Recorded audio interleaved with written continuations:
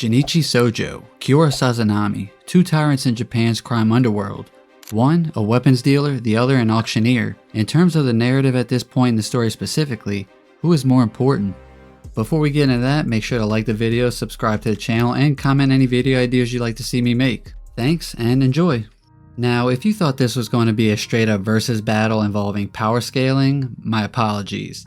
But I mean, realistically, either way you look at it, them fighting each other would be a stomp depending on the scenario.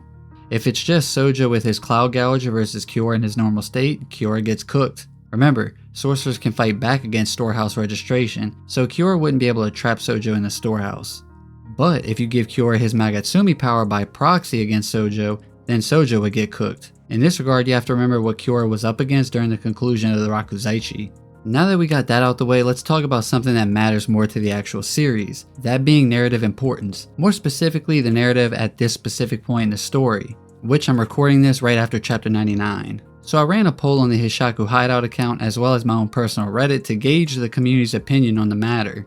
With a total of 568 votes, Kyora barely managed to win with 52% of the votes. Truthfully, I voted for Sojo and I think I can make a case for him being more narratively important.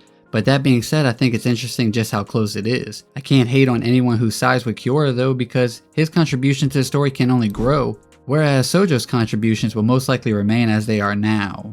They'll just get recontextualized throughout the story though. I think this is a pretty close debate. They are both introduced and die within their own arc, have close to the same chapter count, and both of them were pawns of the Hishaku. May I say though, they are both stellar characters in general.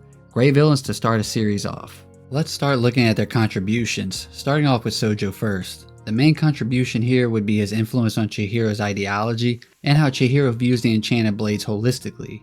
This is something that will remain in the story as it's integral to Chihiro's mindset and helps steel his resolve. This is what prepared Chihiro for the journey ahead, a journey that will test his conviction and challenge him every step of the way.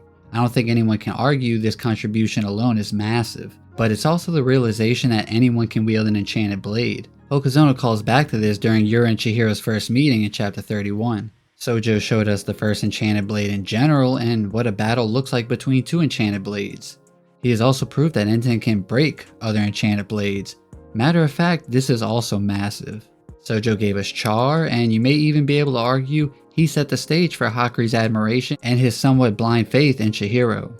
I don't know how that particular contribution will be accepted by the fandom, but I do think it's at least worth noting. Sojo may have been a pawn to the Hishaku, well, to be fair, so is Kyora, but Yura praised Sojo for being an undeniable genius.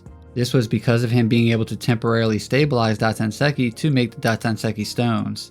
Now these stones at first glance aren't that impressive considering Yura says that they rival the power of the enchanted blades back in chapter 33, but the truth is they still play an important role in Kagurabachi. For starters, we know they were a big part of the Hishaku's plans, and let's be dead ass here, it looks like they are in pretty prime position as of chapter 99. With those stones, they were able to force a situation in which Samura has to temporarily join sides with the Hishaku. They also forced a situation where Yuri breaks the seal on her memories to save Ikura. Just as a reminder, this moment saved Chihiro's life, by the way. With those Rakuhira eyes, he was able to mimic her technique and usage of AI White Purity style at the very last second so he could best Hirohiko. Those stones are more important than people give them credit for. Now Kyora. His big contribution is his son. No, not the weirdo. No, not the jellyfish. Yeah, that one. The genius with the mashed potato brain. So just as we give Sojo the positive Char's impact, it's only fair to give Kyora the positive of Hakuri's impact. Hakuri was instrumental in retrieving Enten and fighting Kyora. He played a part in bargaining with the Kabunabi to allow Chihiro to meet the blade wielders. Very understated, but important. Hakuri was pretty much burnt out after Rakuzaichi until he used the storehouse to teleport Tobimune to Samura. Now imagine how different the story would be if he would have teleported Kumiyuri to Uruha instead. You know what, maybe I'll make a video about that very topic, a what if. Anyways, Hakuri hasn't really done a whole lot individually since that though. He has been pivotal in the Kabunabi and Chihiro's plans. I mean, in fact, he is their whole plan. It's all about getting him to the Magatsumi to teleport it away. But the way things have played out, he just hasn't been able to be at the right spot at the right time. He is destined to do more though. He has that word that we all love, what is it? Potential? All jokes aside, it's important to note that Hakuri has also influenced Chihiro positively. It's hard to scale that sort of thing, so I'll let y'all come to your own conclusions. As I previously said, Kyora was manipulated by the Hishaku as well. He was used as an avenue to get the Magatsumi into the Kabanabi headquarters. He also tested the Magatsumi's ability to be used by way of proxy, which we are seeing now just how useful that information was to Yura. And talking about the Magatsumi, the weight of being revealed through Kiora is big. I think that might be it though. I'm sure y'all will let me know what I missed in the comment section, but just to me personally, I feel like Hakari had more development in the Rakuzaichi arc than Chihiro did. Not that there's anything wrong with that, but I'm just saying I value what Sojo added to Chihiro specifically more than I value what Kyora has contributed to Chihiro's character. That's just something that I personally value maybe more than you. So just like it sounds, I personally side with Sojo still. I mean, plus we get the bathhouse chapters of him for whatever that's worth.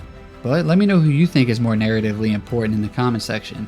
Remember, it's up to chapter 99 by this point. But anyway, that'll do it for me. I just thought this was a pretty good discussion to have. Thanks for staying for the whole video, and remember, stay normie, stay weeb, shit even in between is fine. Until next time, peace.